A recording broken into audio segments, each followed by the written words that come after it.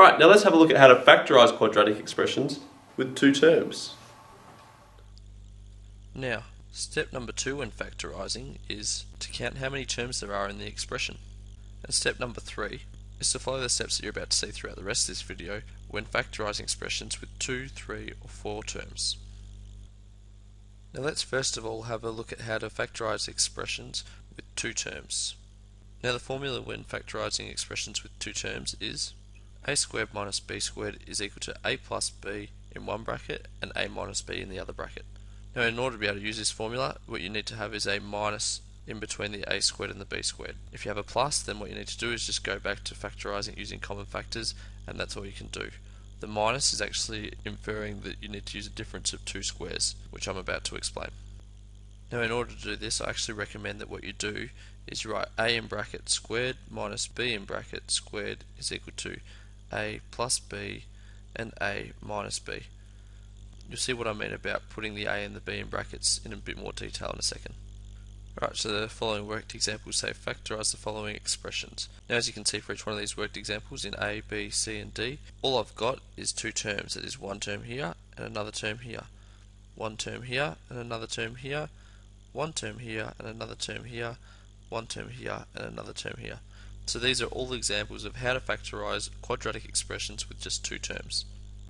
So the biggest hint that I can give you to start off with is to put these 2 terms into brackets so you can find your a and your b values. So what we're going to do is we're going to write something in brackets squared minus something in brackets squared.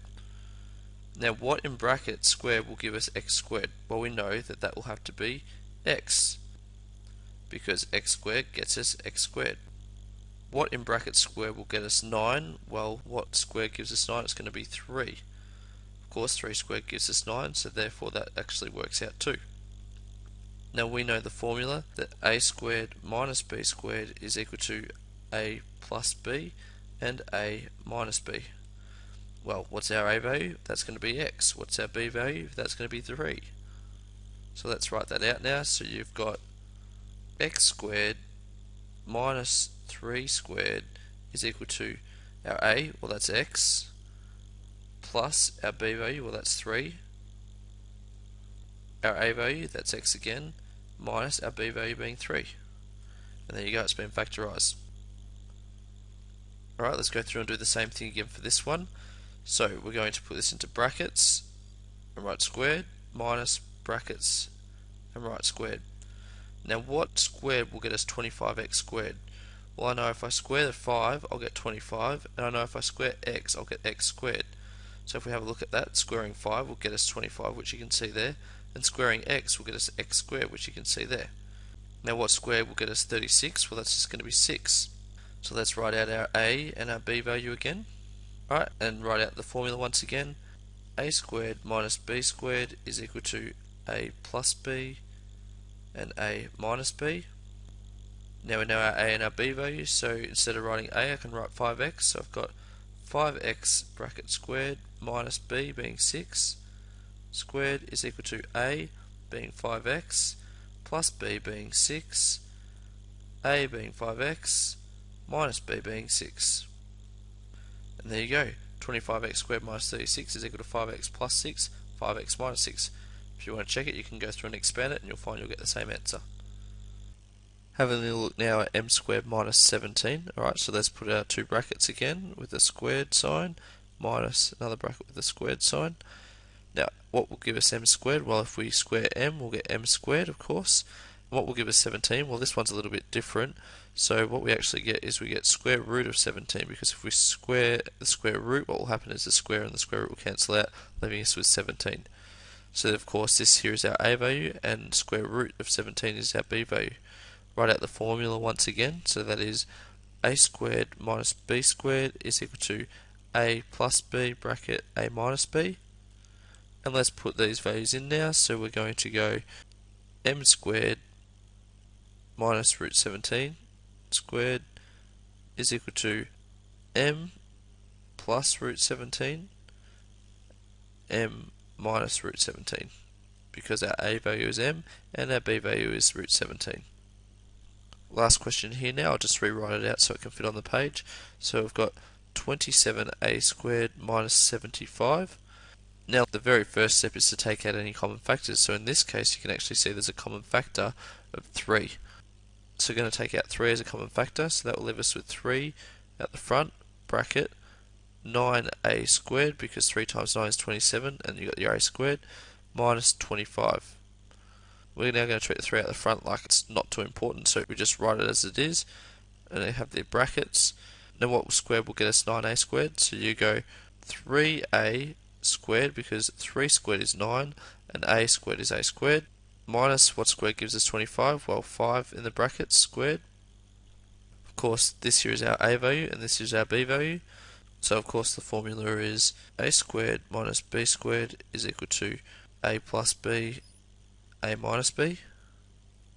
Alright, grab the 3 out the front now, so you get 3 bracket 3a squared minus 5 squared, close bracket, is equal to 3, a being 3a, b being 5, so plus 5, a being 3a again, and b being 5, so minus 5. So there we have it, 27a squared minus 75 is equal to 3 bracket 3a plus 5 and 3a minus 5. It's time to once again press pause and attempt the following questions.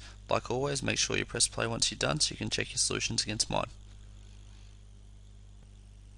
Alright, so as you can see for the following examples, all of them have only 2 terms, that is x squared minus 36 being 2 terms, 4m squared minus 81 being 2 terms, 4k squared minus 23, once again 2 terms, and 50p squared minus 98. As you can see, that's 2 terms as well. Now each of these 2 terms in all of the examples is separated by a subtraction sign. Now remember, factorizing quadratic expressions with 2 terms using this method only works if you've got a subtraction sign in between. Okay, so the key point for all of this is just to be able to find out what your a and your b value are. Once you've done that, it's pretty straightforward, and you just substitute into a formula. So let's go through and do that for each one of these questions. You've got your x squared minus 36.